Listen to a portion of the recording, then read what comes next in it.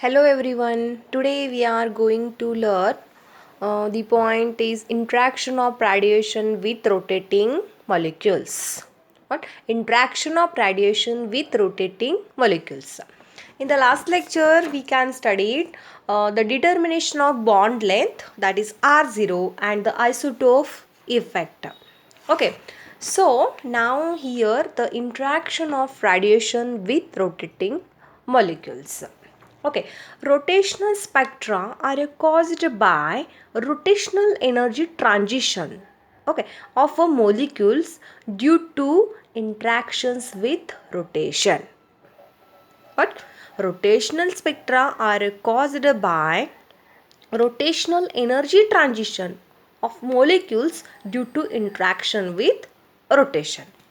So, according to the wave theory, the radiations can be considered as a fluctuating electric field. Okay, what? According to the wave theory, the radiations can be considered as a fluctuating electric field.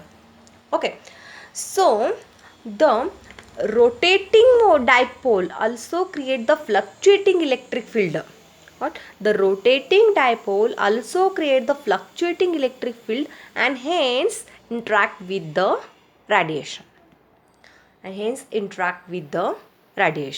Okay. So a molecule having the permanent dipole moment has its one end is positively charged and other end is negatively charged. Okay, a molecule having the permanent dipole moment has its one end is positively charged and other end is negatively charged. So here what happened, during the rotation of molecule, the positive and negative ends change their place periodically. During the rotation of molecule, the positive and negative ends change their place periodically. So in figure here change their place. Okay, here positive and negative ends change their place. Okay, during the rotation of the molecule. Here this one is rotation of dipole. Okay, this one is interaction of radiation with rotating molecules. Okay, so here then due to which the component dipole moment in a given direction fluctuate regularly. Okay, due to which the component dipole moment in a given direction fluctuate regularly. Okay, so this is exactly similar to the fluctuating electric field of the rotation. What? This is exactly similar to the fluctuating electric field of the rotation and hence interaction occurs. Then interaction occurs leading to the energy transition which are observed in the form of rotational spectra. Okay, leading to the energy transitions which are observed in the form of rotational spectra. Okay, so the molecules which do not possesses the dipole moment. Okay, the molecules which do not possesses the dipole moment do not give the pure rotational spectra. Okay, for example, hydrogen, nitrogen, chlorine, oxygen, carbon dioxide, cesium, etc. So these molecules which do not have possesses the dipole moment, okay, then this does not give the pure rotational spectra. Okay, so the molecules like the carbon monoxide, nitrogen oxide, hydrochloric acid, etc. have the permanent dipole moment and hence show the pure rotational spectra. Okay, these molecules, okay, having the permanent dipole moment, then these molecules show the pure rotational spectra, and here these molecules do not possesses the dipole moment, so do not give the pure rotational spectra. Okay, here the important thing is that the molecule must be possesses the dipole moment.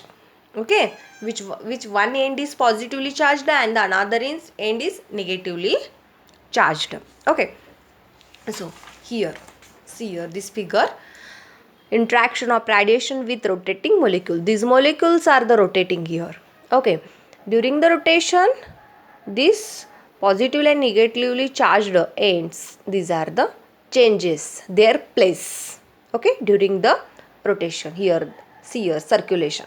Okay, so now the application of rotational spectra. Application of the rotational spectra. Here first application is, it is used to evaluate the molecular parameters. What? Used to evaluate the molecular parameters like the moment of inertia, internuclear distance, that is bond length, bond angle, or the symmetry of the molecules. This is the application of rotational spectrum. What? To evaluate the molecular parameters like the moment of inertia, internuclear distance, that is bond length, bond angle, or the symmetry of the molecules. Okay. And the second one is, it is a possible to compare the isotopic masses of the atoms. What? It is a possible to compare the isotopic masses of the atoms and to determine their relative abundance from the spectral studies. Okay, and to determine their relative abundance from the spectral studies. Okay, so these are the application of rotational spectra. Okay, here the rotational spectra, the point is finished, and here interaction of radiation with rotating molecule, this one is the last point in the rotational spectra. So here the point is finished. Thank you.